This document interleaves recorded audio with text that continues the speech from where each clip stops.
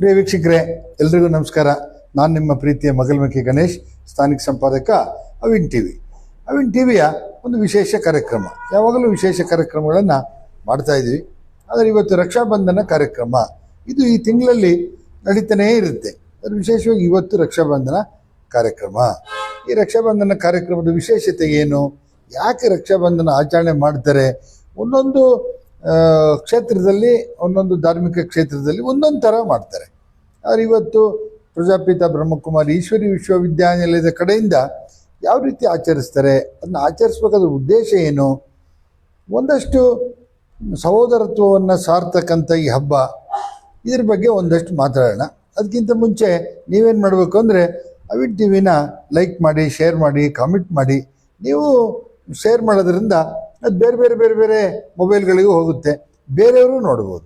ಹಾಗಾಗಿ ಇವತ್ತು ನಮ್ಮ ಜೊತೆ ಈಶ್ವರಿ ವಿಶ್ವವಿದ್ಯಾನಿಲಯದ ಸಹೋದರಿ ಪ್ರೇಮಕ್ಕ ಅವರಿದ್ದಾರೆ. ಅವ್ರ ಜೊತೆ ಮಾತಾಡ್ತಾ ಹೋಗ್ತೀನಿ. ನಮಸ್ಕಾರ. ನಮಸ್ಕಾರ. ಓಂ ಶಾಂತಿ ಅಕ್ಕರೆ. ಓಂ ಶಾಂತಿ. ನಮಸ್ಕಾರ ಅಂತ ಹೇಳಿ ಪ್ರಾಕ್ಟೀಸ್ ಆಗಿದೆ. ಸರಿ, ಇವತ್ತೀಗ ರಕ್ಷಾಬಂಧನ ಕಾರ್ಯಕ್ರಮ.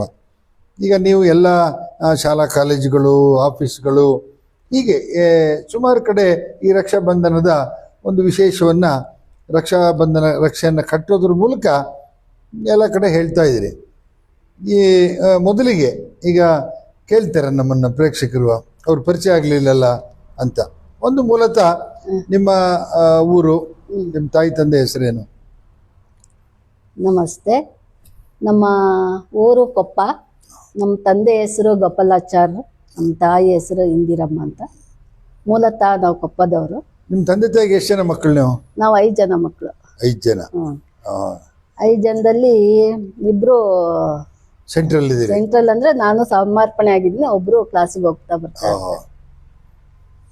ಈಗ ನೀವು ವಿದ್ಯಾಭ್ಯಾಸ ಮಾಡಿದಾಗ, ನೀವು ಒಂದು ಪ್ರೌಢಾವಸ್ಥೆ ದಾಟಿದಾಗ ಮನೆಯವರಲ್ಲಿ ಒಂದು ಆಸೆ ಇರುತ್ತೆ, ಒಂದು ಒಳ್ಳೆ ಕಡೆ ಮದುವೆ ಮಾಡಬೇಕು, ಒಂದು ಸಂಸಾರ ಮಾಡಲಿ ಅವರು ಅಂತ. ಆದ್ರೆ ಯಾಕೆ ಈ ಆಧ್ಯಾತ್ಮಿಕದ ಒಂದು ಗೀಳು ನಿಮಗೆ, ಅಥವಾ ಆಧ್ಯಾತ್ಮಿಕವನ್ನೇ ಪರಿಚಯ ಮಾಡ್ಕೊಂಡು ಯಾಕೆ ಬ್ರಹ್ಮಕುಮಾರಿ ಸೆಂಟ್ರಿಗೆ ಬಂದ್ರಿ ಅಕ್ಕರೆ? ನಮ್ಗೆ ಬುದ್ಧಿ ಬಂದಾಲಿಂದನು ನಮ್ಗೊಂದು ಬಹಳ ಭಕ್ತಿ ಇತ್ತು ನನ್ನ ಹತ್ರ. ಭಕ್ತಿ ಅಂದ್ರೆ ಒಂದು ಭಕ್ತಿ ಮಾಡಿದ್ರೆ ಬೆಳಗಿಂದ ಸಂಜೆ ತನಕ ಉಪವಾಸ ಇರಕ್ಕೂ ನಾನು ಆ ರೀತಿ ಪ್ರಾಕ್ಟೀಸ್ ಮಾಡ್ದೋಳು ಅಂತ ಹೇಳು. ಒಂದು ದಿನ ನಾವು ಅಂದ್ರೆ ಶಿವರಾತ್ರಿ ಪ್ರೋಗ್ರಾಮ್ ಅಲ್ಲಿ, ಶಿವರಾತ್ರಿ ದಿನ ಬೆಳಗಿಂದ ಸಂಜೆ ತನಕ ಉಪವಾಸ ಇದ್ದೆ. ಉಪವಾಸ ಇದ್ದ ನಂತರ ನಮ್ಮ ಪಕ್ಕದಲ್ಲಿ ಒಬ್ರು ಬ್ಯಾಂಕಿನವರಿದ್ರು, ಅವರು ಹೋಗ್ತಾ ಬರ್ತಾ ಇದ್ರು ಬ್ರಹ್ಮಕುಮಾರಿ ಆಶ್ರಮಕ್ಕೆ. ಅವ್ರು ಕರ್ಕೊಂಡು ಹೋದ ತಕ್ಷಣ ನನಗೆ ಬಹಳ ಇಷ್ಟ ಆಯ್ತು. ನನ್ನ ಸಂಕಲ್ಪ ಇದೆ ಒಂದಿದ್ದು, ನಾನಾದ್ರೆ ಬ್ರಹ್ಮಕುಮಾರಿ ಪಕ್ಕ ಆಗ್ಬೇಕಂತ. ಮತ್ತೆ ನಮ್ಮ ತಂದೆಗೆ ಇಷ್ಟ ಇತ್ತು, ನನ್ನ ಮಗಳನ್ನ ಬ್ರಹ್ಮಕುಮಾರಿ ಮಾಡ್ಬೇಕು ಅನ್ನೋದು ಇಚ್ಛೆ ಇತ್ತು. ಯಾರು ಕೇಳಿದ್ರೆ ನನ್ನ ಮಗಳು ಬ್ರಹ್ಮಕುಮಾರಿ ಆಗ್ತಾಳೆ ಅನ್ನೋ ಒಂದು ಇಚ್ಛೆ, ತಂದೆ ಆಸೆ, ನನ್ನ ಆಸೆ. ಈಗ ನನಗೂ ಅದರ ಟಚ್ ಇದೆ. ನಾನು 2000 ಇಸ್ವಿನಲ್ಲಿ ನಾನು ಕೂಡ ಪ್ರಜಾಪಿತ ಬ್ರಹ್ಮಕುಮಾರಿ ಈಶ್ವರಿ ವಿಶ್ವವಿದ್ಯಾಲಯಕ್ಕೆ ಬಂದಿದ್ದೆ. ಅಂದಾಗ ಅಪ್ಪಣಾಚಾರ್ಯ ನನಗೆ ಹೇಳಿದರು, ಒಳ್ಳೆ ಭಗವಂತ ಬಂದಂಗಾಯ್ತು, ನಾವೇ ಕರಿಬೇಕಿತ್ತು, ನೀವಾಗೆ ಬಂದ್ರಿ ಅಂತ. ಹಾಗಾಗಿ ನಾನು ಕೂಡ ಬ್ರಹ್ಮಕುಮಾರಿ ಈಶ್ವರಿ ವಿಶ್ವವಿದ್ಯಾಲಯದ ಮೆಂಬರು, ಸದಸ್ಯನು ಕೂಡ. ನಾನು ಒಬ್ಬ ವಿದ್ಯಾರ್ಥಿ. ಅದೇನೇ ಇರಲಿ, ಒಂದು ಏನಾದರೂ ಜೀವನದಲ್ಲಿ ಒಂದು ಏನು ಹೇಳ್ತೀವಿ, ಡಿಸ್ಕರೇಜ್ ಆದಾಗ, ಧೈರ್ಯ ಕಡಿಮೆ ಆದಾಗ, ಅಥವಾ ಬೇರೆ ಏನಾದ್ರು ಗೊಂದಲ ಆದಾಗ, ಆಗ ಬ್ರಹ್ಮಕುಮಾರಿ ಸೆಂಟ್ರಿಗೆ ಹೋಗಿ ಸೇರ್ತಾರೆ ಮಾನಸಿಕ ನೆಮ್ಮದಿಗಾಗಿ ಅಂತ ಒಂದಷ್ಟು ಹೇಳ್ತಾರೆ. ನಿಜನಕ್ಕರೆ? ಇಲ್ಲ, ಅದು ತಪ್ಪಂತ ನಾನು ಹೇಳ್ತೀನಿ. ಯಾಕೆಂತ ಹೇಳಿದ್ರೆ, ಇಲ್ಲಿ ಇದೊಂದು ಪರಿವಾರ. ಈ ಪರಿವಾರದಲ್ಲಿ, ಇಲ್ಲಿ ಪರಿವಾರ ಅಂದ್ರೇನು, ಭಗವಂತ ತಂದೆ ನಮ್ಗೆ. ಅವರ ಪ್ರೀತಿಯ ಪಾಲನೆ ಏನಿದೆ ಅದು ಯಾರು ದೇಹದಾರಿ ಕೊಡ್ಲಿಕ್ಕೆ ಸಾಧ್ಯ ಇಲ್ಲ. ಇಲ್ಲಿ ಕೊಡುವಂಥದ್ದೇನು ಅಂದ್ರೆ ಮನಸ್ಸಿಗೆ ನೆಮ್ಮದಿ, ಶಾಂತಿ ಸಿಗುವಂಥದ್ದು. ಇದು ಸ್ವಯಂ ಪರಮಾತ್ಮನಿಂದ ನಮ್ಗೆ ಪ್ರಾಪ್ತಿ ಆಗತ್ತೆ. ಆ ಪ್ರಾಪ್ತಿಯ ಕಾರಣ, ಆ ನೆಮ್ಮದಿ, ಖುಷಿಗೆ ಕಾರಣ ಇಲ್ಲಿ ಬರುವಂಥದ್ದು. ಇಲ್ಲಿ ತುಂಬಾ ದುಃಖ ಆದವರು, ಇನ್ನೊಬ್ರು ಮತ್ತೊಬ್ರು, ಆ ರೀತಿ ಪ್ರಶ್ನೆ ಬರೋದಿಲ್ಲ. ಇಲ್ಲಿ ಯಾರಿಗೆ ಮನಸ್ಸಿನ ನೆಮ್ಮದಿ ಬೇಕು, ಇನ್ನೊಂದು ಶಾಂತಿ ಬೇಕು ಅಂಥವ್ರು ಇಲ್ಲಿಗೆ ಬರುವಂಥದ್ದು. ಕೆಲವೊಂದ್ಸಲ ನೀವು ಹೇಳ್ದಂಗೆ ಅಂಥವ್ರು ಬರ್ತಾರೆ, ಆದರೆ ಅವ್ರಿಗೆ ಮನಸ್ಸಿನ ನೆಮ್ಮದಿ ಸಿಕ್ಕಿದಾಗ. ಬಾಕಿ ಹೆಂಗೆ ಅಂದರೆ ಇದೊಂದು ಪಾಠಶಾಲೆ, ಈಶ್ವರೀಯ ವಿಶ್ವವಿದ್ಯಾಲಯ. ಈಶ್ವರೀಯ ವಿಶ್ವವಿದ್ಯಾಲಯದಲ್ಲಿ ಇಲ್ಲಿ ಟೀಚರ್ ಸ್ವಯಂ ಪರಮಾತ್ಮ ಕಲಿಸುವಂತ ವಿದ್ಯೆ ಇದು. ಆದ ಕಾರಣ ಇಲ್ಲಿ ನಾವು ಪ್ರತಿಯೊಬ್ಬರು ಬರ್ತಾರೆ, ಅವರವರ ಇಚ್ಛೆಯ ಅನುಸಾರವಾಗಿ ಅವರವರ ಪರಿವರ್ತನೆ ಅನುಸಾರವಾಗಿ ಬರ್ತಾರೆ. ಈಗ ಈಶ್ವರೀಯ ವಿಶ್ವವಿದ್ಯಾನಿಲಯದಲ್ಲಿ ನೀವು ಹೇಳಿದ್ರೆ ಸರೆಂಡರ್ ಆಗಿದ್ದೀನಿ ನಾನು ಅಂತ. ಆದ್ರೆ ಕೋಟ್ಯಾಂತರ ಜನ ಇವತ್ತು ಮಕ್ಕಳು ಬರ್ತಾರೆ ಈಶ್ವರೀಯ ವಿಶ್ವವಿದ್ಯಾನಿಲಯಕ್ಕೆ ಬ್ರಹ್ಮಕುಮಾರಿ. ಅಲ್ಲಿ ಸರೆಂಡರ್ ಆಗ್ಬೇಕಾದ್ರೆ ಅವರು ಇನ್ನು ಬ್ರಹ್ಮಚಾರಿ ಆಗಿದ್ದವ್ರಿಗೆ ಮಾತ್ರ ಅವಕಾಶ, ಬೇರೆಯವ್ರಿಗೆ ಅವಕಾಶ ಇಲ್ಲ. ಮಕ್ಕಳಾಗ್ಬೋದು, ಬರ್ಬೋದು. ಸರೆಂಡರ್ ಶಾಲೆಗೆ ಹೇಗೆ ಶಾಲೆ ಇದೆಯೋ ಹಂಗೆ ಇಲ್ಲೂ ಕೂಡ ಬರ್ಬೋದು, ಹೋಗ್ಬೋದು. ಬಾಕಿ ನಮ್ಮಂಗೆ ಸರೆಂಡರ್ ಅನ್ನುವಂತ ರೀತಿಯಲ್ಲಿ ಆಗಕ್ಕಾಗೋದಿಲ್ಲ. ಬಾಕಿ ಅವ್ರು ತುಂಬಾ ನೋವಲ್ಲಿ ಬಂದಿದ್ದವ್ರಿಗೆ ಸಾಂತ್ವನ ಹೇಳ್ಬೋದು, 2 ದಿನ ಇಟ್ಕೊಬೋದು. ಬಿಟ್ರೆ ಬಾಕಿ ಕಂಪಲ್ಸರಿ ಆಗಿ ನಮಗೆ ಅಲ್ಲಿ ಇಟ್ಕೊಳ್ಳೋದು ಇಲ್ಲ. ಈಗ ನೀವು ಅವತ್ತು ಯಂಗ್ ಅಂಡ್ ಎನರ್ಜಿಟಿ ಏನೋ ಕಲಿಬೇಕು ಅಂತ ಒಂದು ಆಸೆ ಇರುತ್ತೆ, ಏನೇ ಆಗ್ಲಿ ಅದನ್ನ ಸಂಪೂರ್ಣ ತಿಳ್ಕೊಬೇಕು ಅಂತ ಈ ತರಕ್ಕೆ ಬಂದ್ರಿ. ಯಾವತ್ತಾರ ಒಂದಿನ ಬೇಜಾರಾಗಿ ನಾನು ಯಾಕಪ್ಪ ಬಂದೆ ಬ್ರಹ್ಮಕುಮಾರಿಗೆ, ಬರಬಾರ್ದಿತ್ತು ಅಂತ ಯಾವಾಗ ಅನ್ಸಿದ್ಯಾ? ಇಲ್ಲ, ಯಾವತ್ತು ಅನ್ಸಿಲ್ಲ. ಯಾಕೆಂದ್ರೆ ಏನ್ ಸಿಗ್ತಾ ಇದೆ ನಮ್ಗೆ, ಏನ್ ಸಿಕ್ಕಿದೆ ಅನ್ನುವಂತ ಆ ನಶೆಲ್ ಹೋದ್ರೆ ಇಂಥ ಮಾತುಗಳು ಯಾವ್ದು ಬರೋದಿಲ್ಲ. ಯಾಕೆಂದ್ರೆ ನಮ್ಗೆ ಅದ್ಭುತವಾದಂತದೊಂದು ಅಮೂಲ್ಯ ಸಿಕ್ಕಿದೆ, ವಜ್ರ ಸಿಕ್ಕಿದೆ. ಆ ವಜ್ರದ ಬಿಟ್ಟು ನಾವು ವಾಪಸ್ ಹೋಗಕ್ಕೆ ನಾವು ತಯಾರಿಲ್ಲ. ಈಗ ಕೆಲವು ಕಡೆ ಹೇಳ್ತಾರೆ 2 ಜಡೆ ಸೇರಿದಲ್ಲಿ ಗಲಾಟೆ ಆಗುತ್ತೆ, ಅಲ್ಲಿ ಗೊಂದಲ ಶುರು ಆಗುತ್ತೆ, ಅಲ್ಲಿ ಒಗ್ಗಟ್ಟಿಲ್ಲ, ಹೀಗೆಲ್ಲ ಮಾತಾಡ್ತಾರೆ. ಆದ್ರೆ ಬ್ರಹ್ಮಕುಮಾರೀಸ್ ಅಂತಂದ್ರೆ ಇದು ಇಡೀ ವರ್ಲ್ಡ್ ಅಲ್ಲಿ ಮಹಿಳೆಯರೇ ನಡೆಸ್ತಾ ಇರ್ತಕ್ಕಂಥ ಒಂದು ಸಂಸ್ಥೆ. ಎಲ್ಲೂ ಕೂಡ ಗೊಂದಲ ಆಗಿದ್ದೆ ನಾನು ಕೇಳಿಲ್ಲ. ಭಕ್ತರು ಯಾರೋ ಮಕ್ಕಳು ಬಂದವ್ರು ಗೊಂದಲ ಮಾಡ್ಕೊಂಡಿರ್ಬೋದೇ ಹೊರತು ಬ್ರಹ್ಮಕುಮಾರಿಯ ಅಡ್ಮಿನಿಸ್ಟ್ರೇಟಿವ್ ಅಲ್ಲಾಗ್ಲಿ, ಹಣಕಾಸು ವ್ಯವಹಾರ ಆಗ್ಲಿ, ಅಲ್ಲಿರ್ತಕ್ಕಂಥ ವ್ಯವಸ್ಥೆಗಾಗ್ಲಿ ಎಂದು ಧಕ್ಕೆ ಬಂದಿಲ್ಲ. ಹಾಗಾದ್ರೆ ಹೆಣ್ಮಕ್ಳು 2 ಜಡೆ ಸೇರಿದ್ರೆ ಗಲಾಟೆ ಆಗುತ್ತೆ ಅನ್ನೋದು ಎಷ್ಟು ಸತ್ಯ?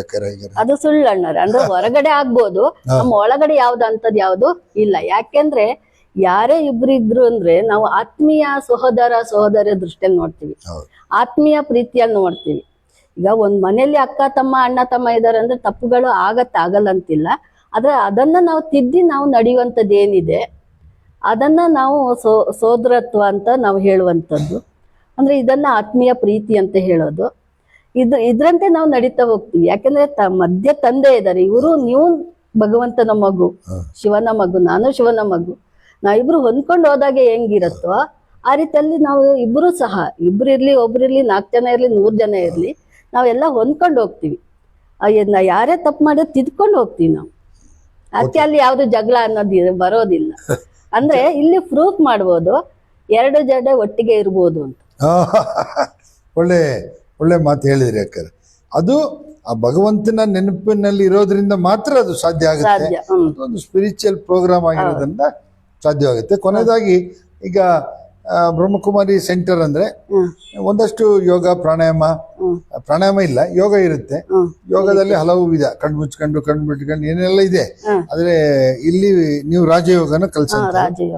ಈಗ ಒಂದು ಆಸಕ್ತಿ ಇರೋರಿಗೆ, ಅವ್ರ ಪರಿವಾರದಲ್ಲಿ ಇರ್ಲಿ, ಸಂಸಾರಿಗಳಾಗಿರ್ಲಿ ಅಥವಾ ಬ್ರಹ್ಮಚಾರಿಗಳಾಗಿರ್ಲಿ, ಈಗ ಪ್ರಥಮವಾಗಿ ನಾನು ಬ್ರಹ್ಮಕುಮಾರಿಗೆ ಹೋಗ್ಬೇಕು ಅಂತಂದ್ರೆ ಏನಾದ್ರು ಅವ್ರಿಗೆ ಕಂಡೀಷನ್ಸ್ ಇದೆಯಾ? ಇಷ್ಟು ಓದಿರ್ಬೇಕು, ಇಂಥ ಜಾತಿಯವನು, ಅದು ಇಂಥ ಡ್ರೆಸ್ಸು, ಹೆಂಗಿರ್ಬೇಕು ಅಂತ ಏನಾದ್ರು ಇದೆಯಾ? ಅಂದ್ರೆ ಜಾತಿ ಧರ್ಮ ಭೇದ ಇಲ್ಲಿಲ್ಲ ಅಣ್ಣ, ಇಲ್ಲಿ ಇಲ್ಲ. ಬಾಕಿ ಈಗ ಏನಾಗಿದೆ ಅಂದ್ರೆ ಈಗ ಸ್ವಲ್ಪ ವಿದ್ಯಾಭ್ಯಾಸದ್ದು ಸ್ವಲ್ಪ ಜಾಸ್ತಿ ಇದೆ. ಅಂದ್ರೆ ಇಲ್ಲಿ ಸೇರೋದಂದ್ರೆ ಏನು, ನಮ್ಮ ಹಂಗೆ ಆಗೋದು ಬಹಳ ಕಷ್ಟ ಇದೆ. ಸರೆಂಡರ್ಸ್ ಅಲ್ಲ, ಇಲ್ಲಿ ಬರಕ್ ಹೋಗಕ್ ಯಾವ್ದೇ ಜಾತಿ ಭೇದ ಓದೋದು ಏನಿಲ್ಲ. ಯಾಕೆಂದ್ರೆ ಭಗವಂತನ್ ಅಪ್ಪನ್ನ ಶಿವ ನಮ್ ತಂದೆ, ಅವರ ನೆನಪು ಮಾಡಕ್ ಓದ್ಬೇಕಂತ ಏನಿಲ್ಲ ಅಲ್ವಾ. ಈಗ ಪರಮಾತ್ಮ ಶಿವ ಬಡವ್ರಿಗವ್ರೆ, ಶ್ರೀಮಂತರಿಗವ್ರೆ, ಓದ್ದವ್ರಿಗವ್ರೆ, ಓದಿದ್ದವ್ರಿಗೆ, ದಡ್ಡನಿಗವ್ರೆ, ಎಲ್ಲರಿಗವ್ರೆ ಅಲ್ವಾ. ಅಂದ್ರೆ ಕೊಡುವಂತವ್ರು ಅವರು. ನಮ್ ಬುದ್ಧಿಯಿಂದ ಅರ್ಥ ಮಾಡ್ಕೊಂಡ್ರೆ ಸಾಕು, ಆತ್ಮದ 3ನೇ ನೇತ್ರದಿಂದ ಶಿವನನ್ನ ನೆನಪು ಮಾಡ್ಕೊಂಡ್ರೆ ಸಾಕು. ಅದು ಬಹಳಷ್ಟು ನಮ್ಗೆ ಏನ್ ಕೊಡುತ್ತೆ. ಈಗ ಬೆಳಿಗ್ಗೆ ಎಷ್ಟೊತ್ತಿಗೆ ಸೆಂಟ್ರಿಗೆ ಬರ್ಬೇಕು ಅಕ್ಕರೆ? ಅಥವಾ ಸಂಜೆ ಬೆಳಿಗ್ಗೆ ಬರಕ್ಕಾಗಲ್ಲ ಅಂದ್ರೆ ಸಂಜೆ ಬರ್ಬೋದಾ? ಅಥವಾ ವೀಕ್ಲಿ, ವಾರದಲ್ಲಿ ಯಾವ್ದಾರು ಒಂದಿನ ಬರ್ಬೋದಾ? ಹೇಗೆ ಅದು? ಅಂದ್ರೆ ಇಲ್ಲಿ 7 ದಿನದ ಕೋರ್ಸ್ ಅಂತಿರತ್ತೆ. 7 ದಿನದ ಕೋರ್ಸ್ ಅಲ್ಲಿ ನೀವು ನಿಮ್ಮ ಟೈಮ್ ಯಾವಾಗ ಆಗತ್ತೆ ಅಂದ್ರೆ ಬೆಳಗ್ಗೆ ನಾವು 7ರಿಂದ 8:30 ತನಕ ಕ್ಲಾಸಸ್ ಇರತ್ತೆ. ಆದ್ರೆ ನೆಕ್ಸ್ಟ್ ಇದ್ರ ಬಗ್ಗೆ ಯಾರು ತಿಳ್ಕೊಳ್ಳುವಂತ ಇಚ್ಛೆ ಇರೋಂಥವ್ರು, ಆಸಕ್ತಿ ಇರುವಂತವ್ರು 8 ಗಂಟೆ ಮೇಲೆ 2 ಗಂಟೆವರೆಗೂ ಬರ್ಬೋದು. ಸಂಜೆ 4ರಿಂದ 6, 7 ಗಂಟೆವರೆಗೂ ಬರ್ಬೋದು. ಅಲ್ಲಿ ವಯಸ್ಸಿನ ಇದಿಲ್ಲ, ಮಿತಿ ಇಲ್ಲ.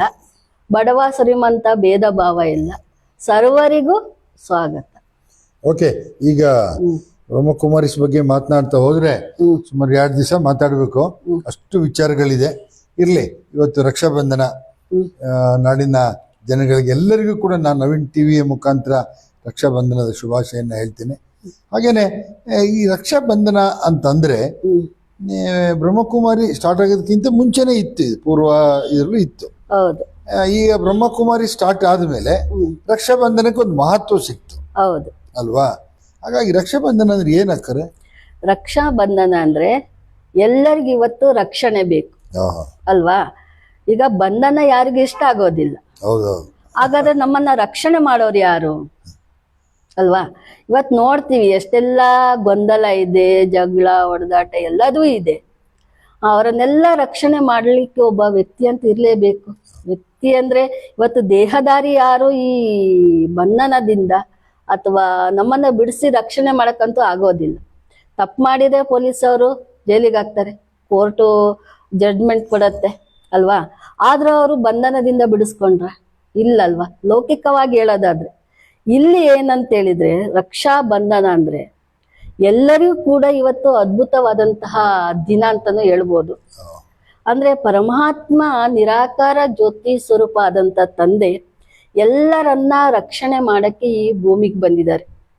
ಭಗವಂತನ ಆದೇಶ ಏನು?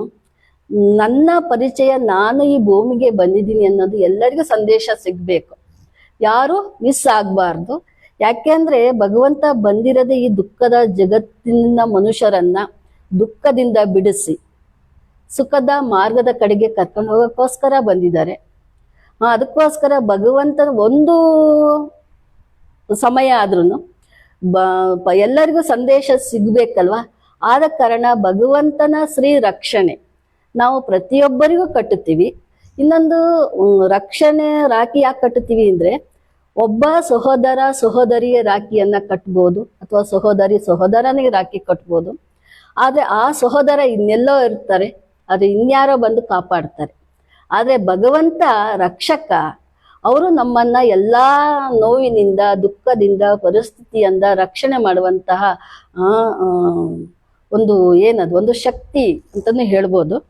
ಅಂದಾಗ ಬಂಧನದಿಂದ ಬಿಡಿಸುವಂಥದ್ದು, ದುಃಖ ಅಶಾಂತಿಯಿಂದ ಈ ಬಂಧನವನ್ನ ಬಿಡಿಸುವಂಥದ್ದು ತಂದೆ. ಯಾಕೆಂದ್ರೆ ಇವತ್ತು ಬಂಧನ, ಅನೇಕ ಬಂಧನ ಇದೆ. ಲಿಸ್ಟ್ ಮಾಡ್ತಾ ಹೋದ್ರೆ ತುಂಬಾ ಇದೆ ಬಂಧನ. ಶರೀರದ ಬಂಧನ ಇರ್ಬೋದು, ರೋಗ ಕಾಯಿಲೆಗಳ ಬಂಧನ ಇರ್ಬೋದು, ಮಾನಸಿಕ ಬಂಧನ ಇರ್ಬೋದು. ಇದನ್ನೆಲ್ಲ ಮುಕ್ತಿ ಕೊಡುವಂತ ಯಾರು? ಮುಕ್ತಿದಾತ ತಂದೆ ಒಬ್ರೆ. ಅದಕ್ಕೋಸ್ಕರ ಈ ರಾಖಿಯನ್ನ ಕಟ್ಲಾಗತ್ತೆ. ಅಂದ್ರೆ ರಾಖಿ ಅದು ತೋರಿಸ್ಬೋದಾ? ಅಂದಾಗ ಆ ರಾಖಿಯನ್ನ ಕಟ್ಟೋದು ಅಂದ್ರೆ ಎಲ್ಲರಿಗೂ ಆ ರಾಖಿಯನ್ನ ಕಟ್ಟುತ್ತೀವಿ. ಎಲ್ಲರೂ ಶಿವನ ಇವರಿಗೆ ರಕ್ಷಣೆ ಮಾಡ್ಲಿ ಅನ್ನೋಕ್ಕೋಸ್ಕರ ರಾಖಿಯನ್ನ ಕಟ್ಟುತ್ತೀವಿ. ಇನ್ನೊಂದು ರಾಖಿ ಕಟ್ಟಿದ ನಂತರ ಹಣೆಗೆ ತಿಲಕವನ್ನ ಇಡ್ತೀವಿ ನಾವು. ತಿಲಕ ಯಾಕೆ ಇಡ್ತೀವಿ ಅಂದಾಗ, ತಿಲಕ ಯಾಕೆ ಇಡೋದಂದ್ರೆ ನನ್ನ ಆತ್ಮದ ಸ್ಮೃತಿಯ ತಿಲಕ. ಅದನ್ನು ಶ್ರೀಗಂಧದ ತಿಲಕವನ್ನೇ ಇಡ್ತೀವಿ. ಹೇಗೆ ಗಂಧ ತೇರ್ತೀವಲ್ವ ನಾವು, ಗಂಧ ತೇದಾಗ ಏನನ್ಸತ್ತೆ? ಅದರ ಪರಿಮಳ ಬರುತ್ತೆ, ಸುಗಂಧ ಬರುತ್ತೆ. ಆ ಸುಗಂಧ ಬಂದಾಗ ಏನನ್ಸುತ್ತೆ? ಎಷ್ಟು ಚೆನ್ನಾಗಿದೆ ಅಂತೀವಿ ನಾವು ಅಲ್ವಾ? ಹಾಗೆ ಪ್ರತಿಯೊಬ್ಬ ಮನುಷ್ಯನಲ್ಲೂ ಕೂಡ ಒಳ್ಳೆ ಗುಣಗಳು ತುಂಬಿರುವಂತಹ, ದೇವಿ ಗುಣ ಇರುವಂತಹ, ಆತ್ಮೀಯ ಪ್ರೀತಿ ಇರುವಂತಹ ಈ ಸುಗಂಧ ಭರಿತ ಗುಣಗಳು ತುಂಬಿರ್ಲಿ ಆತ್ಮದಲ್ಲಿ ಅಂತ ತಿಲಕವನ್ನ ಇಡುವಂಥದ್ದು. ನಂತರ ಸಿಹಿಯನ್ನ ಕೊಡ್ತೀವಿ ನಾವು. ಸಿಹಿ ಯಾಕೆ ಕೊಡ್ತೀವಿ? ಈಗ ಸಿಹಿ ಕೊಟ್ಟ ತಕ್ಷಣ ಬಾಯೊಂದು ಸ್ವೀಟ್ ಆಗ್ಬೋದು, ಆದ್ರೆ ಜೀವನ ಸ್ವೀಟ್ ಆಗ್ಬೇಕಲ್ವಾ? ಅದು ಹೇಗಾಗೋದು? ಸ್ವೀಟ್ ತಿಂದ ತಕ್ಷಣ ಒಂದು ಅರ್ಧ ಗಂಟೆ 3/4 ಗಂಟೆ ನಮ್ಗೆ ಖುಷಿ ಆಗತ್ತೆ, ನೆಮ್ಮದಿ ಅನ್ಸುತ್ತೆ. ಇಡೀ ಜೀವನ ಹೆಂಗಿದೆ ನಮ್ದು, ಅದು ಸ್ವೀಟ್ ಆಗ್ಬೇಕಲ್ಲ. ಆ ಸ್ವೀಟ್ ಆಗಕ್ಕೋಸ್ಕರ ಪರಮಾತ್ಮನ ನೆನಪಿನೇ ಏನು ಸ್ವೀಟ್ ಏನಿದೆ, ಇಲ್ಲಿ ಸ್ಥೂಲ ಸ್ವೀಟ್ ಕೊಡ್ತೀವಿ, ಅದು ತಮ್ಮ ಜೀವನವನ್ನ ಪರಮಾತ್ಮ ನೆನಪಿನ ಸ್ವೀಟ್ ಇಂದ ತಮ್ಮ ಜೀವನವನ್ನ ಸದಾ ಸುಖಿಯಾಗಿರ್ಲಿ, ಶಾಂತವಾಗಿರ್ಲಿ, ನೆಮ್ಮದಿಯಿಂದ ಇರ್ಲಿ, ಖುಷಿಯಿಂದ ಇರ್ಲಿ ಅಂತ ಸಿಹಿಯನ್ನ ಕೊಡುವಂಥದ್ದು. ನಂತರ ಎಲ್ಲ ರಾಖಿ ಕಟ್ಟಾಯ್ತು, ತಿಲಕವನ್ನು ಇಟ್ಟಾಯ್ತು, ಆಮೇಲೆ ಸ್ವೀಟನ್ನು ಕೊಟ್ಟಾಯ್ತು. ಆ ನಂತರ ಏನ್ ಮಾಡ್ಬೇಕು? ಸಹೋದರ ಆಗ್ಲಿ ಸಹೋದರಿ ಆಗ್ಲಿ ರಾಖಿ ಕಟ್ಟದವ್ರಿಗೆ ಏನ್ ಮಾಡ್ತಾರೆ? ಒಂದು ಗಿಫ್ಟ್ ಕೊಡ್ತಾರೆ. ಹಾ, ಈಗ ಏನ್ ಗಿಫ್ಟ್ ಕೊಡೋದು ಅಲ್ವಾ? ಗಿಫ್ಟ್ ಹಣ ದುಡ್ಡು ಕೊಡೋದು ಇದು ಒಂದು ವಾಡಿಕೆ ವಾಡಿಕೆ. ಆದ್ರೆ ನಾವು ಕೇಳುವಂತದ್ದು ದುಡ್ಡಲ್ಲ, ಆಯ್ತಾ? ದುಡ್ಡು ಇವತ್ತಿರತ್ತೆ, ನಾಳೆ ಹೋಗತ್ತೆ ಅಲ್ವಾ?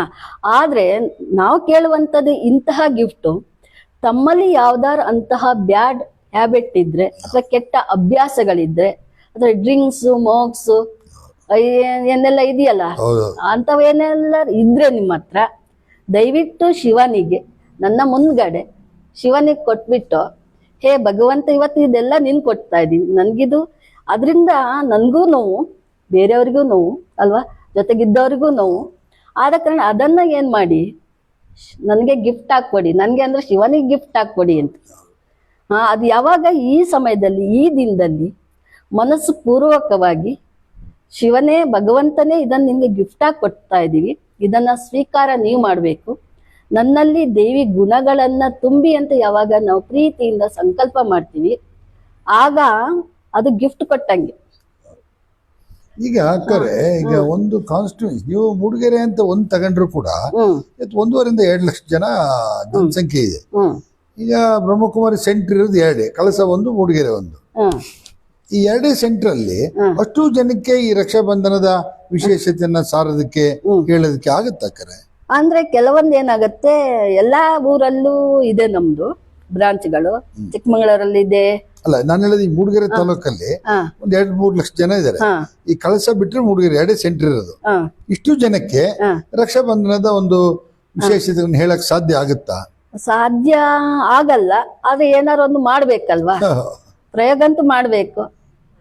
ಪ್ರಯೋಗ ಹೆಂಗ್ ಮಾಡೋದು? ಕೆಲವೊಂದ್ಸಲ ನಾವು ರಾಖಿ ಪ್ರೋಗ್ರಾಮ್ ಮಾಡಕ್ಕಾಗಲ್ಲ. ಯಾಕೆಂದ್ರೆ ಬೇರೆ ಟೈಮಲ್ಲಿ, ಜಾತ್ರೆಗಳ ಟೈಮಲ್ಲಿ ಅಥವಾ ಏನಾರಂತ ಪ್ರೋಗ್ರಾಮ್ ಟೈಮಲ್ಲಿ ನಾವು ಹೋಗ್ತೀವಿ, ಶಿವನ ಸಂದೇಶ ಕೊಡ್ತೀವಿ. ಸಂದೇಶ ಕೊಟ್ಟಾಗ ನಮ್ಮ ಸೆಂಟ್ರಿಗೂ ಆಹ್ವಾನ ಮಾಡ್ತೀವಿ, ಕರಿತೀವಿ. ಯಾರು ಆಸಕ್ತಿ ಇರೋರು ಬರ್ಬೋದು, ಅಲ್ಲಿ ಏನು ಫೀಸ್ ಇಲ್ಲ, ಏನಿಲ್ಲ.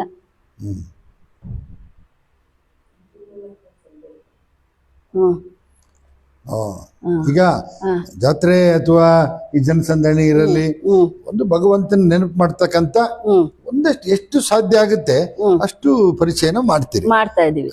ನಮ್ ಕೈಯಲ್ಲಿ ಎಷ್ಟು ಶಕ್ತಿ ಇದೆಯೋ ಅಷ್ಟು ಶಕ್ತಿ, ಎಲ್ಲಿ ಪ್ರೋಗ್ರಾಮ್ ಆಗತ್ತೋ, ಎಲ್ಲಿ ಏನಾಗತ್ತೋ ನಾವು ಹೋಗ್ತೀವಿ. ಬಾಕಿ ಈ ರಾಖಿ ಟೈಮಲ್ಲಿ ಯಾವ ಆಫೀಸು ಬಿಡಲ್ಲ, ಯಾವ ಬ್ಯಾಂಕು ಬಿಡಲ್ಲ. ಅಂದ್ರೆ ಒಂದು ಕಡೆಗೂ ನಾವು ಹೋಗ್ತೀವಿ, ಹೋಗಿ ನಾವು ಕರಿತೀವಿ ಬನ್ನಿ ಅಂತ. ಆಮೇಲೆ ಏನಾದ್ರು ಪ್ರೋಗ್ರಾಮ್ ಇದ್ದಾಗ ಗೆಸ್ಟ್ ಆಗಿ ಕರಿತೀವಿ, ಪ್ರೋಗ್ರಾಮ್ಗಳಿಗೆ ಇಡೀ ಊರನ್ನ ನಾವು ಕರಿತೀವಿ. ಆ ರೀತಿ ಎಲ್ಲ ಇದೆ. ಈಗ ಬ್ರಹ್ಮಕುಮಾರಿ ಕಡೆಯಿಂದ ರಕ್ಷಾಬಂಧನ ಕಾರ್ಯಕ್ರಮ ಒಂದು ಮಾಡ್ತೀರಿ, ಬಟ್ ಬೇರೆ ಇನ್ನು ವಿಶೇಷವಾಗಿ ಏನ್ ಮಾಡ್ತೀರಾ ಕರೆ? ಪಬ್ಲಿಕ್ಸಿಗೆ, ಜನಸಾಮಾನ್ಯರಿಗೆ ಒಂದು ಅವೇರ್ನೆಸ್ ಬರೋ ಹಾಗೆ, ಭಗವಂತನ ನೆನಪು ಮಾಡಕ್ಕೆ ಆಗುವ ಹಾಗೆ ಮೊದಲು ಪರಿಚಯ ಆಗ್ಬೇಕು. ನೀವ್ ಹೇಳಂಗೆ 7 ದಿನ ಒಂದು ಕೋರ್ಸ್ ಮಾಡಿ ಭಗವಂತನ ಪರಿಚಯ ಮಾಡಿಕೊಡ್ತೀರಿ, ಆಮೇಲೆ ನೆನಪು ಮಾಡೋಂಥದ್ದು ಅಲ್ವಾ? ಈಗ ಬೇರೆ ಎಲ್ಲ ಕಡೆ ಧ್ಯಾನ, ಯೋಗ ಅಂತೆಲ್ಲ ಹೇಳ್ತಾರೆ, ಕಣ್ ಮುಚ್ಕೊಂಡು ಯೋಗ ಮಾಡ್ತಾರೆ. ಬ್ರಹ್ಮಕುಮಾರಿ ಯಾಕೆ ಕಣ್ ತೆರೆದು ಯೋಗ ಮಾಡೋದು? ಯಾಕೆ ಅಂದ್ರೆ, ಈಗ ನೀವು ಮಾತಾಡ್ತಿದ್ರ ನನ್ನ ಜೊತೆಯಲ್ಲಿ, ನಾನ್ ಕಣ್ ಮುಚ್ಕೊಂಡ್ ಕುತ್ಕೊಂಡ ನಿಮ್ಗೆ ಏನ್ ಅನ್ಸುತ್ತೆ? ಸರಿ ಅನ್ಸಲ್ಲ ಅಲ್ವಾ? ಹಾಗೆ ಭಗವಂತ ಮುಂದಿದ್ದಾರೆ ನಮ್ಮ ಮುಂದೆ, ಅವ್ರ ನಿರಾಕಾರ ಜ್ಯೋತಿ ಅನ್ನೋದು. ಅವರನ್ನ ನಾವು, ಮುಂದೆ ಇರೋವರನ್ನ, ಮಹಾನ್ ವ್ಯಕ್ತಿಯನ್ನ, ನಾವು ಮಹಾನ್ ಶಕ್ತಿಯನ್ನ ನಾವು ಕಣ್ಮುಚ್ಕೊಂಡು ಅವ್ರ ಹತ್ರ ಮಾತಾಡಿದ್ರೆ ಸರಿ ಬರೋದಿಲ್ಲ ಅಲ್ವಾ? ಅನ್ನೋದು ಆ ಶಕ್ತಿ ಇದೆ ನಮ್ಗೆ. ಆ ಅನುಭವ ಮಾಡ್ತಾ ನಾವು ಕಣ್ ಬಿಟ್ಕೊಂಡು ಅವರನ್ನ ನೋಡ್ತಾ ನಾವು ಮಾತಾಡೋದು. ಹೇಗೆ ನಾವು ಮಾತಾಡ್ತಿದೀವಿ ಈಗ, ನಿಮ್ಮನ್ನ ನೋಡ್ತಾ ಕಣ್ ಬಿಟ್ಕೊಂಡು ನಿಮ್ಮನ್ನ ಮಾತಾಡ್ತಿದೀನಿ, ಅದೇ ರೀತಿ ಪರಮಾತ್ಮನು ಕೂಡ ಮುಂದೆ ಇದ್ದಾರೆ ನೋಡ್ಕೊಳ್ತಾ, ಅವ್ರ ಹತ್ರ ನಾವು ಮಾತಾಡೋದು. ಅದನ್ನೇ ಧ್ಯಾನ, ಮೆಡಿಟೇಷನ್, ಯೋಗ, ನೆನಪು ಅಂತ ಅದ್ ಕೇಳೋದು, ಒಂದೇ ಶಬ್ದ. ಓಕೆ. ಈಗ ಯಾವುದೇ ಧರ್ಮ, ಯಾವುದೇ ಜಾತಿ ಇರ್ಲಿ, ಮನುಷ್ಯರು ಯಾರಿಗಾದ್ರೂ ಬ್ರಹ್ಮಕುಮಾರಿ ಸೆಂಟ್ರಿಗೆ ಹೋಗ್ಬೇಕು, ನಾನೊಂದಷ್ಟು ಭಗವಂತನ ಪರಿಚಯ ಮಾಡ್ಕೊಬೇಕು, ತಿಳ್ಕೊಬೇಕು ಅಂತಂದ್ರೆ ಬೆಳಿಗ್ಗೆ 9 ಗಂಟೆಯಿಂದ ಸಂಜೆ 6 ಗಂಟೆ ತನಕ ಹಾ ನಿಮ್ಮನ್ನ ಸಂಪರ್ಕ ಮಾಡಿದ್ರೆ ಹಾ ನೀವು ಅದ್ರ ಬಗ್ಗೆ ವಿಚಾರವನ್ನು ಹೇಳ್ತೀರಿ. ಹೇಳ್ಕೊಡ್ತೀವಿ, ತಿಳಿಸ್ಕೊಡ್ತೀವಿ. ಎಲ್ಲಿ ಮೂಡಿಗೆರೆಯಲ್ಲಿ ಎಲ್ಲಿದೆ ಸೆಂಟ್ರು? ಇದು ಮೋರ್ ಇದೆಯಲ್ವಾ, ಹಾ ವೆಂಕಟೇಶ್ ಅಣ್ಣ. ಬೇಗಲಪೇಟೆ. ಹಾ ವೆಂಕಟೇಶ್ ಅಣ್ಣ ಇದಾರಲ್ಲ, ಹಾ ಅವರ ಬಿಲ್ಡಿಂಗ್ ಹಿಂಭಾಗದಲ್ಲಿ ನಮ್ದು ಬ್ರಾಂಚ್. ಅಂದ್ರೆ ವಾಕಬಲ್ ಡಿಸ್ಟೆನ್ಸ್, ಬಸ್ ಸ್ಟ್ಯಾಂಡ್ ಇಂದ ನಡ್ಕೊ ಬರ್ಬೋದು. ಹ್ಮ್ ಓಕೆ, ನಾನು ಮರ್ತಿದ್ದೆ, ಈಗ ಟೆಕ್ಸ್ಟ್ ಅಲ್ಲಿ ನಿಮ್ ನಂಬರ್ನ ಹಾಕಿರ್ತೀನಿ. ಯಾರು ಈ ಲೈವ್ ನೋಡ್ತಾರೆ ಅಲ್ಲಿ ಮೇಲೆ ನಂಬರ್ ಡಿಸ್ಪ್ಲೇ ಆಗ್ತಾ ಇರುತ್ತೆ. ಹಂಗಾಗಿ ಡಿಸ್ಪ್ಲೇ ಆದಾಗ ನೀವು ನೋಡೋದಕ್ಕೆ, ಕಾಂಟ್ಯಾಕ್ಟ್ ಮಾಡೋದಕ್ಕೆ, ಬರೋದಕ್ಕೆ ಅನುಕೂಲ ಆಗುತ್ತೆ. ಇವತ್ತು ನೋಡಿ ಎಲ್ಲ ರಂಗದಲ್ಲೂ ಇವತ್ತು ವಿದ್ಯಾರ್ಥಿಗಳಿಂದ ಹಿಡಿದು 90 ವರ್ಷ ಆಗಲಿ ಎಲ್ಲರೂ ಟೆನ್ಷನ್ಲಿದ್ದಾರೆ. ಹೌದು. ಹಾಗಾಗಿ ಒಂದು ನೆಮ್ಮದಿ ಬೇಕಂತ ಎಲ್ಲೋ ಹೋಗಿ ಅಂಗಡಿಲಿ ಹೋಗಿ ಎಲ್ಲೋ ತರಕ್ಕಾಗಲ್ಲ ಅಲ್ವಾ? ಹೌದು ಇದೇ ಫುಡ್ ಬೇಕು ಅಂದ್ರೆ ಯಾವ್ದೋ ಕ್ಯಾಲ್ಸಿಯಂ ಕಮ್ಮಿ ಇದೊಂದು ಅದು ಬೇರೆ ತಿಂತಾರೆ, ಹೌದು. ಆದ್ರೆ ನೆಮ್ಮದಿ ಎಲ್ಲೂ ಸಿಗಲ್ಲ. ಅಂದ್ರೆ ನೆಮ್ಮದಿ ಯಾಕಿಲ್ಲ ಅಂದ್ರೆ, ನೆಮ್ಮದಿ ಇರೋ ಜಾಗವನ್ನು ಬಿಟ್ಟು ಊರೆಲ್ಲ ಹುಡುಕಿದ್ರೆ ಎಲ್ಲಿ ಸಿಗತ್ತೆ? ಬ್ಯಾಂಗಾ ಸ್ಟೋರಿಗೆ ಹೋದ್ರೆ ಏನ್ ಸಿಗತ್ತೆ ಅಲ್ವಾ? ಚಿನ್ನದ ಅಂಗಡಿಗೆ ಹೋದ್ರೆ ಏನ್ ಸಿಗತ್ತೆ? ವಜ್ರದ ಅಂಗಡಿಗೆ ಹೋದ್ರೆ ಏನ್ ಸಿಗತ್ತೆ? ಅದೇ ರೀತಿ ಇಲ್ಲಿ ಬಂದಾಗ ಏನಾಗತ್ತೆ, ಮೊದಲು ಏನು ನಮ್ಮನ್ನ ನಾವು ಯಾರು ಅಂತ ತಿಳ್ಕೊಬೇಕು. ಹೌದು. ಮೊದಲು ನಮ್ಗೆ ಶಾಂತಿ ಬೇಕಂದ್ರೆ ನಾನು ಯಾರು, ನನ್ನ ತಂದೆ ಯಾರು, ಅವ್ರಿಗೂ ನಮ್ಗೆ ಏನ್ ಸಂಬಂಧ? ಯಾಕಂದ್ರೆ ತಂದೆ ಶಾಂತಿಯ ಸಾಗರ ಆಯ್ತಾ. ನಾವು ಆತ್ಮನ್ ಕೂಡ ಶಾಂತಿಯ ಸಾಗರನೇ, ಆದ್ರೆ ನಾವು ಅದನ್ನ ಹುಡುಕೋ ಅಗತ್ಯ ಇಲ್ಲ, ಅದನ್ನ ಅರ್ಥ ಮಾಡ್ಕೊಂಡು ತಿಳ್ಕೊಂಡು ನಾವು ಇದು ಮಾಡುವಂತದ್ದು. ಈಗ ಅಲ್ಲಿಗೆ ಸೆಂಟ್ರಿಗೆ ಬರೋದಕ್ಕೆ ಕಂಡೀಷನ್ ಏನಾಕರ? ಹೂವು, ಹಣ್ಣುಕಾಯಿ, ಬಾಳೆಹಣ್ಣು ಎಲ್ಲ ತರ್ಬೇಕಾ? ಏನಿಲ್ಲ, 7 ದಿನ ಫ್ರೀ ಆಗಿ ಬನ್ನಿ. 7 ದಿನ ಏನು ತರೋದ್ ಬೇಡ ನಮ್ಗೆ, ಏನು ಇಲ್ಲ. ತಮ್ಮ ಟೈಮ್ ಅನ್ನ ಮೀಸಲಾಗಿ ಇಟ್ಕೊಂಡು ಒಂದು ಅರ್ಧ ಗಂಟೆ ಪರಮಾತ್ಮ ನೆನಪಿಗೋಸ್ಕರ, ಅಥವಾ ತಮ್ಮ ಮನಸ್ಸಿಗೆ ಶಾಂತಿಗೋಸ್ಕರ, ಭಗವಂತನನ್ನ ಪಡ್ಕೊಳ್ಳುವ ಆಸೆಗೋಸ್ಕರ ಒಂದು ಅರ್ಧ ಗಂಟೆ ಟೈಮ್ ಕೊಟ್ಟು ಬರುವಂಥದ್ದು. ನಂತರ ಅವ್ರಿಗೇನು ಬೇಕೋ ಅವ್ರ ಇದ್ರ ಬಗ್ಗೆ ತಿಳ್ಕೊಂಡ ನಂತರ ಅವ್ರ ಇಚ್ಛೆ, ನಾವೇನು ತಗೊಂಬನ್ನಿ ಅಂತ ನಾವು ಹೇಳೋದಿಲ್ಲ, ಅವ್ರವ್ರ ಇಷ್ಟ. ಯಾಕೆಂದ್ರೆ ಅವ್ರಿಗೆ ಮನಸ್ಸಿಗೆ ಶಾಂತಿ ಅನುಭವ ಆಗ್ಬೇಕು, ಅವ್ರ ಮನಸ್ಸಿಗೆ ಒಂದು ಏನೋ ಸಿಕ್ಕದಂತ ಅನುಭವ ಆಗ್ಬೇಕು. ಆ ನಂತರ ಅವರ ಡೈಲಿ ಕ್ಲಾಸ್ ಬರುವಂಥದ್ದು. ಈಗ ಸೆಂಟ್ರಿಗೆ ಬಂದಂತವ್ರು 1-2 ವರ್ಷಗಳ ಕಾಲದಲ್ಲಿ ನನ್ಗೆ ಒಳ್ಳೆ ನೆಮ್ಮದಿ ಸಿಕ್ಕಿದೆ, ನಾವೀಗ ಖುಷಿಯಿಂದ ಇದೀವಿ, ಫ್ಯಾಮಿಲಿ ಅಥವಾ ಮನೆಯವರು ಎಲ್ಲ ಅಂತ ಬಂದು ಹೇಳಿದ್ದುಂಟು. ಅಕ್ಕಾರೆ ಸೆಂಟ್ರಿಗೆ ಬಂದು ಹೇಳಿದ್ದುಂಟ? ಇದೆ, ಪ್ರೂಫ್ ನೀವೇ ಇರ್ಬೋದಲ್ವಾ? ಅಲ್ವಾ, ಪ್ರೂಫ್ ನೀವೇ ಅಲ್ವಾ?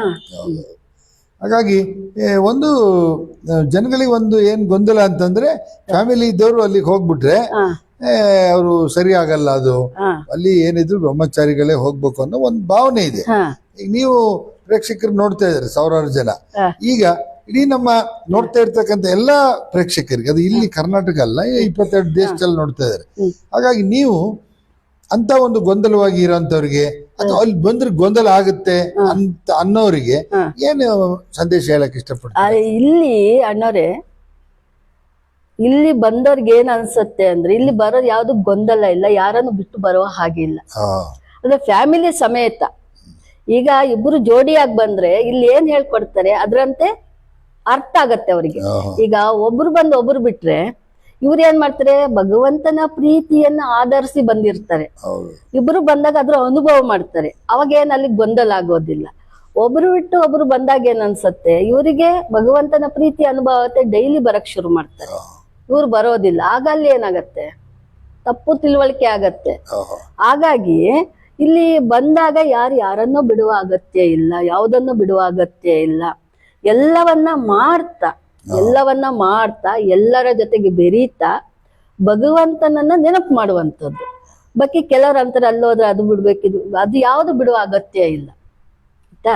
ಬಿಡೋದೇನು, ತಮ್ಮಲ್ಲಿರುವಂತ ಕೆಟ್ಟ ಗುಣ ಏನಿದೆ, ಕಾಮ, ಕ್ರೋಧ, ಲೋಭ, ಮೋಹ, ಅಹಂಕಾರಗಳೇನಿದೆ, ಅದು ನಮಗೂ ನೋವೇ, ಬೇರೆಯವ್ರಿಗೂ ನೋವೇ. ಅದರಿಂದ ಆದ ಕಾರಣ ಅದನ್ನ ಬಿಡಿ ಅಂತ ನಾವು ಹೇಳ್ತೀವಿ ಹೊರತು, ಬಾಕಿ ಮನೆ, ಪರಿವಾರ, ಕೆಲಸ, ಕಾರ್ಯ ಯಾವುದನ್ನು ಬಿಡಬಾರ್ದು, ಎಲ್ಲರ ಜೊತೆಗಿರ್ಬೇಕು. ಬಾಕಿ ಮನೇಲಿ ಹೇಗಿರ್ಬೇಕು, ಪರಸ್ಪರದಲ್ಲಿ ಹೇಗಿರ್ಬೇಕು, ಹೇಗೆ ಪ್ರೀತಿಯಿಂದ ನೋಡ್ಕೊಬೇಕು, ಹೇಗೆ ವ್ಯವಹಾರಗಳನ್ನ ಮಾಡ್ಕೊಬೇಕು, ಇದನ್ನ ನಾವು ಅಲ್ಲಿ ಹೇಳ್ಕೊಡ್ತೀವಿ. ಎಷ್ಟೇ ನೋವಿದ್ರು ಕೂಡ, ಎಷ್ಟೇ ಒಬ್ರಿಗೊಬ್ರು ಮನಸ್ತಾಪ ಆದ್ರೂ ಕೂಡ ಅವರನ್ನ ನಾವು ಅವರ ಜೊತೆಯಲ್ಲಿ ಹೀಗೆ ಇರ್ಬೇಕು, ಪ್ರೀತಿಯಿಂದ ಕಾಣಬೇಕು, ಅವ್ರಿಗೆ ನೋವಾಗಬಾರ್ದು. ಈ ರೀತಿ ನೀವು ಅವರ ಮೇಲೆ ಪ್ರೀತಿಯನ್ನ ತೋರಿಸ್ಬೇಕಂತ ಹೇಳ್ತೀವಿ ಹೊರತು, ಅಲ್ಲಿ ಬಂದ ತಕ್ಷಣ ಅವರನ್ನು ಬಿಡ್ತಾರೆ, ಅದೇನ್ ಮಾತಿಲ್ಲ ಇದು. ಓಕೆ ಅಕ್ಕರೆ ಈಗ ಅಂದ್ರೆ ತಪ್ಪು ಕಲ್ಪನೆಯನ್ನ ತಿಳ್ಕೊಂಡಿದ್ದಾರೆ. ಆ ತಪ್ಪು ಕಲ್ಪನೆಯನ್ನ ನಾವು ಇಲ್ಲಿ ಬಂದು ಒಳಗಡೆ ಬಂದ ನಂತರ ಅವ್ರಿಗೆ ಗೊತ್ತಾಗತ್ತೆ. ಹೊರಗಡೆ ಗೊತ್ತಿಲ್ಲದೆ ತುಂಬಾ ಜನ ಮಾತಾಡ್ತಾರೆ, ಅದಕ್ಕೆ ಯಾರು ಕಿವಿ ಕೊಡಬೇಡಿ ಅಂತ ನಾನು ಎಲ್ಲರಲ್ಲೂ ಕೇಳ್ಕೊಳ್ತೀನಿ. ಈಗ ನೋಡಿ ವೀಕ್ಷಕರೇ, ಎಲ್ಲ ತಾಲೂಕು ಹೆಡ್ ಕ್ವಾರ್ಟರ್ಗಳಲ್ಲಿ, ಹೋಬಳಿ ಹೆಡ್ ಕ್ವಾರ್ಟರ್ಗಳಲ್ಲೂ ಕೂಡ ಬ್ರಹ್ಮಕುಮಾರಿ ಸೆಂಟರ್ ಇದೆ. ಹಾಗಾಗಿ ಒಂದು ಕುತೂಹಲಕ್ಕಾದರೂ ಹೋಗಿ ಬನ್ನಿ ನೀವು. ಅವ್ರು ಏನು ಹೇಳ್ತಾರೆ, ಇವ್ರು ಏನು ಹೇಳ್ತಾರೆ ಪ್ರಶ್ನೆ ಬೇಡ. ಹೋಗಿ ಒಂದು 7 ದಿನ ಒಂದು ಕೋರ್ಸ್ ಮಾಡಿ ಒಂದು 7 ದಿವಸ ಹೋಗಿ, ನಿಮಗೇನಾದ್ರೂ ಮಾನಸಿಕ ನೆಮ್ಮದಿ ಸಿಗುತ್ತೆ ಅಂತ ಆದರೆ ನೀವು ಹೋಗ್ಬೋದು, ಬರುವಂಥ ಏನಿಲ್ಲ. ಅಕ್ಕವ್ರು ಹೇಳಂಗೆ ಫ್ಯಾಮಿಲಿ ಇದ್ದವರೆಲ್ಲ ಹೋದರೆ ಎಲ್ಲರಿಗೂ ಅರ್ಥ ಆಗ್ಬಿಡುತ್ತೆ ಒಂದೇ ಸರಿ, ಅದು ಕೂಡ ಅನುಕೂಲ ಆಗುತ್ತೆ. ಮತ್ತು ಸಾಮಾನ್ಯವಾಗಿ ಏನಪ್ಪ ವೈಟ್ ಆ್ಯಂಡ್ ವೈಟ್ ಇದೆಯಾ ಅಂತ ಹೇಳ್ತಾರೆ. ಹಾಗಾಗಿ ನೋಡಿ, ಈಗ ಬ್ರಹ್ಮಕುಮಾರಿಸ್ನಲ್ಲಿ ವೈಟ್ ಆ್ಯಂಡ್ ವೈಟ್ ಎಲ್ಲರೂ ಕೂಡ ಒಂದು ಯೂನಿಫಾರ್ಮ್ ಇದ್ದಂಗೆ. ಬೇರೆಯವರೆಲ್ಲ ಹೆಂಗೆ ಅಂದರೆ ಯೂನಿಫಾರ್ಮ್ ಹಾಕ್ತಾರೆ, ಬೇರೆ ಟೈಮಲ್ಲಿ ಬೇರೆ ಬಟ್ಟೆ ಹಾಕ್ತಾರೆ. ಹಂಗಿಲ್ಲ, ಬ್ರಹ್ಮಕುಮಾರಿ ಸೆಂಟ್ರಲ್ಲಿ ವೈಟ್ ಆ್ಯಂಡ್ ವೈಟ್. ಸರೆಂಡರ್ಸ್ ಅಂತ ಏನಿದ್ದಾರೆ, ಬೇರೆಯವರು ವೈಟ್ ಆ್ಯಂಡ್ ವೈಟಲ್ಲಿ ಇರ್ಬೋದು, ಅದು ಸರೆಂಡರ್ಸ್ ಅಂತೂ ಡ್ರೆಸ್ನ ಯಾವತ್ತೂ ಚೇಂಜ್ ಮಾಡಲ್ಲ. ಈ ವೈಟ್ ಆ್ಯಂಡ್ ವೈಟ್ ಯಾಕೆ ಹಾಕ್ತಾರೆ ಅಂದ್ರೆ ಒಂದು ಏಕತೆಯ ಸಂಕೇತ, ಇನ್ನೊಂದು ಪವಿತ್ರತೆಯ ಸಂಕೇತ, ಇನ್ನೊಂದು ಶಾಂತಿಯ ಸಂಕೇತ, ನೆಮ್ಮದಿಯ ಸಂಕೇತ. ಇದೆಲ್ಲದಕ್ಕೂ ಇದು ಎಲ್ಲಕ್ಕಿಂತ ಮೊದಲು ನಾವೆಲ್ಲ ಒಂದೇ ಅನ್ನೋ ಸಂಕೇತವಾಗಿ ಈ ಡ್ರೆಸ್ ಹಾಕೋದು. ಶಾಂತಿಯ ಸಂಕೇತ, ಪ್ರೀತಿಯ ಸಂಕೇತ ಎಲ್ಲದೂ ಬರುತ್ತೆ ಇದ್ರಲ್ಲಿ. ಯಾಕೆಂದ್ರೆ ಈ ಡ್ರೆಸ್ ಏನಿದೆಯಲ್ಲ, ಯಾರು ನೋಡಿದ ಏನ್ ಅನ್ಸತ್ತೆ, ಒಂಥರ ಗೌರವದ ಭಾವನೆ ಬರುತ್ತಲ್ವಾ. ಆ ಕಾರಣ ನಾವು ಈ ಡ್ರೆಸ್ ಅನ್ನ ಹಾಕೋದು. ಯಾಕೆಂದ್ರೆ ಸೆಂಟ್ರಲ್ಲಿ ನಾವು ಎಲ್ಲ ಇದೀವಿ ಅಂದಾಗ ನಾವೆಲ್ಲ ಒಂದು, ನಾವೆಲ್ಲ ಒಬ್ಬ ತಂದೆಯ ಮಕ್ಕಳು. ಆ ಪ್ರೀತಿ, ಆ ಸ್ನೇಹದಿಂದ ನಾವಲ್ಲಿ ಇರುವಂಥದ್ದು. ಅದಕ್ಕೆ ವೈಟ್ ಡ್ರೆಸ್ ಅನ್ನು ಹಾಕೋದು. ಚಿಕ್ಕವರಿರ್ಲಿ ದೊಡ್ಡವರಿರ್ಲಿ ಯಾರೇ ಇರಲಿ, ಅದು ಒಳಗಿರೋರು ಈ ಡ್ರೆಸ್. ಓಕೆ ವೀಕ್ಷಕರೇ, ಇಷ್ಟೊತ್ತು ರಕ್ಷಾಬಂಧನದ ವಿಚಾರ ಮತ್ತು ಬ್ರಹ್ಮಕುಮಾರಿಯ ಒಂದಷ್ಟು ವಿಚಾರಗಳನ್ನು ತಿಳ್ಕೊಂಡಿರಿ. ಇಷ್ಟಂತ ಹೇಳಿರು, ರಕ್ಷೆನ ಕಟ್ತೀವಿ ನಾವು, ಕೈಗೆ ಕಟ್ತೀವಿ ಅಂತೇಳಿ ನೋಡೋಣ. ಅದು ರಕ್ಷಾಬಂಧನದ ಏನು, ಅದು ಎಲ್ಲಿದೆ, ಅದು ಹೆಂಗೆ ಕಟ್ತಾರೆ ಅಂತ ನೋಡೋಣ. ಅಕ್ಕವ್ರೆ ಬನ್ನಿ, ಕೊಡಿ. ಅದು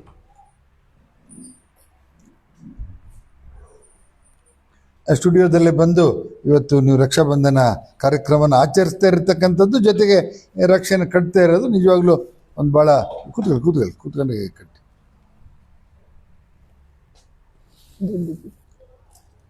ದುಡ್ಡಿಗಿಲ್ವಾ?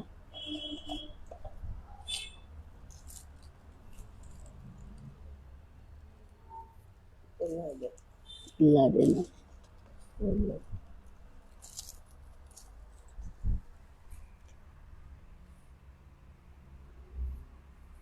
ಯಾವ ಕೈ ಕಟ್ಟಬೇಕಾರೆ ಅದು? ಬಲಕೈ ಕಟ್ಟೋದು. ಯಾಕೆ ಎಡಗೈಗೆ ಯಾಕೆ ಕಟ್ಟಲ್ಲ ಅಕ್ಕರೆ? ಬಲಕೈ ಅಂದ್ರೆ ಎಲ್ಲದಕ್ಕೂ ಮುಂದೋಗೋದು ಬಲಕೈಯನ್ನೇ.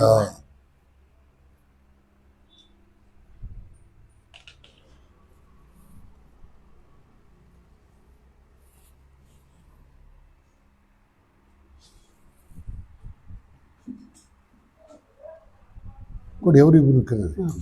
ಬನ್ನಿ ಅಣ್ಣ, ಬನ್ನಿ ಬನ್ನಿ, ಬಾ ಸ್ವಾಮಿ. ಇದು ಹೊರಗಡೆದಲ್ಲ, ಸ್ವತಃವಾಗೇ ನಾವೇ ಮಾಡೋದು. ಓಕೆ ಬಾ ಬಾ.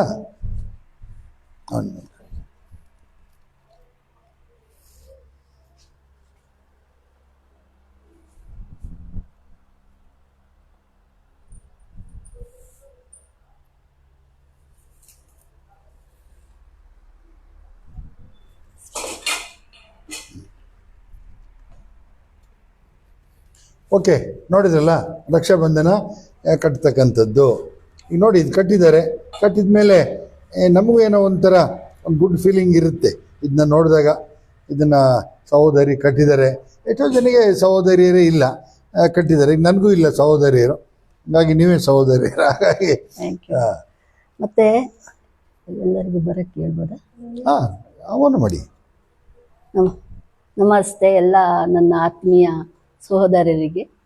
24ನೇ ತಾರೀಕು 12 ಗಂಟೆಯಿಂದ 2 ಗಂಟೆ ತನಕ ನಮ್ಮ ಆಶ್ರಮದಲ್ಲಿ, ನಮ್ಮ ಸೆಂಟ್ರಲ್ಲಿ ರಕ್ಷಾಬಂಧನ ಕಾರ್ಯವನ್ನು ಆಚರಣೆ ಮಾಡ್ತಿದ್ದೀವಿ.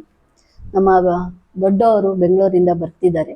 ತಮಗೆಲ್ಲರಿಗೂ ರಕ್ಷಾಬಂಧನಕ್ಕೆ ಸ್ವಾಗತವನ್ನು ಕೋರ್ತಾ ಇದ್ದೀನಿ. ಓಂ ಶಾಂತಿ. ಇಲ್ಲಿ ಮೂಡಿಗೆರೆನೆಲ್ಲ ಹಾಕರೆ? ಮೂಡಿಗೆರೆ ಸೆಂಟ್ರಲ್ಲಿ. ಅಂದರೆ ಈ ರಕ್ಷಾಬಂಧನ ಕಾರ್ಯಕ್ರಮನ ಇಂಥದೇ ದಿನ ಅಂತ ಏನಿಲ್ಲ, ಈ ತಿಂಗಳಿಡೀ ಮಾಡ್ತೀವಿ ಇಡೀ ಅಲ್ಲ, ಇದು ಒಂದು ಒಳ್ಳೆ ಕಾರ್ಯಕ್ರಮ. ಇದೇನು ಇಡೀ ವರ್ಷಿಡೀ ಮಾಡಿರೋ ತಪ್ಪೇನು. ಈಗ ನೋಡ್ತಿರಲ್ಲ, ಇವತ್ತು ನಿನ್ನೆ ಮೊನ್ನೆ ಡಾಕ್ಟರ ಕತೆ ಕಲ್ಕತ್ತಾದ್ದು ಬೇಕಾದಷ್ಟು ಎಲ್ಲೋ ದೊಡ್ಡ ಮಟ್ಟದಲ್ಲಿ ಗೊತ್ತಾಗುತ್ತೆ ಹೊರತು ಸಣ್ಣ ಮಟ್ಟದಲ್ಲಿ ಯಾವುದು ಗೊತ್ತೇ ಆಗಲ್ಲ ಯಾರಿಗೂ. ಆ ಥರ ಒಂದಷ್ಟು ಭಾವನೆಗಳನ್ನ ಬದಲಾವಣೆ ಮಾಡೋದಕ್ಕೆ ಒಂದು ಒಳ್ಳೆ ಕಾರ್ಯಕ್ರಮ ಆಗುತ್ತೆ. ಓಕೆ ಅಕ್ಕರೆ, ಕೊನೆಯದಾಗಿ ಇನ್ನೇನು ಹೇಳಕ್ಕೆ ಇಷ್ಟಪಡ್ತೀರಾ? ತಾವೆಲ್ಲರೂ ಒಂದು ಸಲ ನಮ್ಮ ಆಶ್ರಮಕ್ಕೆ ಭೇಟಿ ಕೊಡಿ ಅಂತ ಕೇಳ್ಕೊಳ್ತೀವಿ. ಓಕೆ ವೀಕ್ಷಕರೇ, ಇದುವರೆಗೂ ರಕ್ಷಾಬಂಧನದ ವಿಶೇಷತೆಯನ್ನು ಕೇಳಿದಿರಿ. ರಕ್ಷಾಬಂಧನ ಅಂದರೆ ಏನು, ಯಾಕೆ ಕಟ್ತಾರೆ, ಅವ್ರು ಏನು ಗಿಫ್ಟ್ ಕೊಡಬೇಕು, ಇದನ್ನೆಲ್ಲ ಕೇಳಿದ್ರಿ. ಬ್ರಹ್ಮಕುಮಾರಿ ಈಶ್ವರಿ ವಿಶ್ವವಿದ್ಯಾನಿಲಯ ಅಂದರೆ ಏನು ಬಿಳೆ ಸೀರೆ ಉಟ್ಕೊಂಡು ತಿರುಗ್ತಾರೆ, ಯಾರೋ ಒಬ್ಬೊಬ್ಬರಿಬ್ಬರು ತಿರುಗ್ತಾರೆ ಇಷ್ಟೇ ಅಂತೇಳಿ ಇಲ್ಲ. ದೊಡ್ಡ ಸಂಸ್ಥೆ, ಇಡೀ ವರ್ಲ್ಡ್ ವೈಡ್ ಇರೋಂಥದ್ದು. ಹೆಂಗೆ ನಾನು ಹೋಗಿದ್ದೀನಿ ಮೌಂಟ್ ಆಬುಗೆ, ಹೋಗಿರೋಂಥದ್ದು ನೋಡಿರೋಂಥದ್ದು. ಕೋಟ್ಯಾಂತರ ಇವತ್ತು ಸದಸ್ಯರು ಇದರಲ್ಲಿ ಇದ್ದಾರೆ. ಇದರಲ್ಲಿ ಯಾರನ್ನೂ ಮೆಂಬರ್ಶಿಪ್ ಅಂತ ಹೇಳಲ್ಲ, ವಿದ್ಯಾರ್ಥಿಗಳು ಅಂತ ಹೇಳೋದು. ಎಲ್ಲರೂ ವಿದ್ಯಾರ್ಥಿಗಳೇ, ಕಲಿತಾನೇ ಇರೋದು. ಈಗ ಡಾಕ್ಟರ್ ರಾಜ್ಕುಮಾರ್ ಒಂದ್ಸರಿ ಹಾಡು ಹೇಳಿದ್ದಾರೆ ನೋಡಿ, ಎಲ್ಲ ಕಲಿಯುವುದು ಇನ್ನೂ ಸಾಗರದಂತಿದೆ, ಕಲಿತವರಾರಿಲ್ಲಿ, ಶತಮಾನಗಳೇ ಕಲಿತರು ವಿದ್ಯೆಗೆ ಕೊನೆಯಲ್ಲಿ ಅಂತ. ಹಾಗಾಗಿ ಕಲಿತಾನೇ ಇರೋದು. ಇದೊಂದು ವಿಶ್ವವಿದ್ಯಾನಿಲಯ ಅಲ್ಲ, ವಿಶ್ವವಿದ್ಯಾಲಯ ಅಷ್ಟೇ. ಇಲ್ಲಿ ಯಾರು ಕೂಡ ಸ್ಟೇ ಆಗೋದಕ್ಕೆ ಇನ್ನೊಂದಕ್ಕೆ ಬೇರೆ ಥರದ ವ್ಯವಸ್ಥೆ ಎಲ್ಲ ಇರಲ್ಲ. ಅದರಲ್ಲಿ ಯಂಗ್ಸ್ಟರ್ಸು ಯಾರಾದರೂ ಸ್ಪಿರಿಚುವಲ್ ಕಡೆ ಹೋಗಬೇಕು, ನಾನೊಂದಷ್ಟು ಸ್ಪಿರಿಚುವಲ್ನ ತಿಳ್ಕೊಬೇಕು ಅನ್ನೋರು ಬ್ರಹ್ಮಕುಮಾರಿ ಸೆಂಟ್ರಿಗೆ ಹೋದ್ರೆ ಸರೆಂಡರ್ ಆಗ್ಬೋದು ಮತ್ತು ಸ್ಪಿರಿಚುವಲ್ ವಿಚಾರಗಳನ್ನು ತಿಳ್ಕೊಂಡು. ತುಂಬ ಜನಕ್ಕೆ ಗೊಂದಲ ಇದೆ ಇವತ್ತು, ಅದರಲ್ಲೂ ಮಹಿಳೆಯರಲ್ಲಿ ಜಾಸ್ತಿ. ಬೇಜಾರು ಮಾಡ್ಕೋಬೇಡಿ, ಈ ದೇವಸ್ಥಾನಕ್ಕೆ ಹೋಗ್ತಾರೆ, ಇಲ್ಲಿ ಬೇಡ ಅಲ್ಲಿ ಒಳ್ಳೆ ಪ್ರಸಾದ ಆಗುತ್ತೆ ಅಂತ, ಅಲ್ಲಿ ಇನ್ನೊಂದು ಪ್ರಸಾದ ಆಗುತ್ತೆ. ಮೊನ್ನೆ ಅವ್ರ ಮನೇಲಿ ಭಾರಿ ಒಳ್ಳೇದಾಯ್ತು ಅಂತ. ಹೀಗೆ ದೇವಸ್ಥಾನ ಸುತ್ತದೆ ಲೈಫ್ ಲಾಂಗ್ ಸಾಯೋ ತನಕ ಆಗುತ್ತೆ. ಹಂಗಾಗಿ ಇದೊಂದು ನಾನು ನೋಡಿದ ಹಾಗೆ ಪಕ್ಕಾ ಸ್ಪಿರಿಚುವಲ್ ಪ್ರೋಗ್ರಾಮ್ ಇದು. ಓಕೆ ವೀಕ್ಷಕರೇ, ಇವತ್ತು ರಕ್ಷಾಬಂಧನದ ಕಾರ್ಯಕ್ರಮದ ವಿಶೇಷತೆ ಹೇಳಿದ್ದೀವಿ. ಇನ್ನೊಂದಿನ ಪ್ರಜಾಪಿತ ಬ್ರಹ್ಮಕುಮಾರಿ ಯಾಕೆ ಶುರುವಾಯಿತು, ಅದರ ಸೆಂಟ್ರ್ಗಳು ಎಲ್ಲಿದೆ, ಅದರಿಂದ ಆಗುವ ಉಪಯೋಗಗಳೇನು, ಇದನ್ನೆಲ್ಲ ಮತ್ತೆ ಮಾತಾಡೋಣ. ಅವಿನ್ ಟಿವಿನ ಲೈಕ್ ಮಾಡಿ, ಶೇರ್ ಮಾಡಿ, ಕಾಮೆಂಟ್ ಮಾಡಿ. ನೀವು ನೋಡ್ತಾ ಇದ್ದೀರಿ, ಬೇರೆಯವರು ನೋಡಲಿ. ಹೋಗಿ ಬರ್ತೀನಿ. ನಾನು ನಿಮ್ಮ ಪ್ರೀತಿಯ ಮಗಲ್ಮಕ್ಕಿ ಗಣೇಶ್.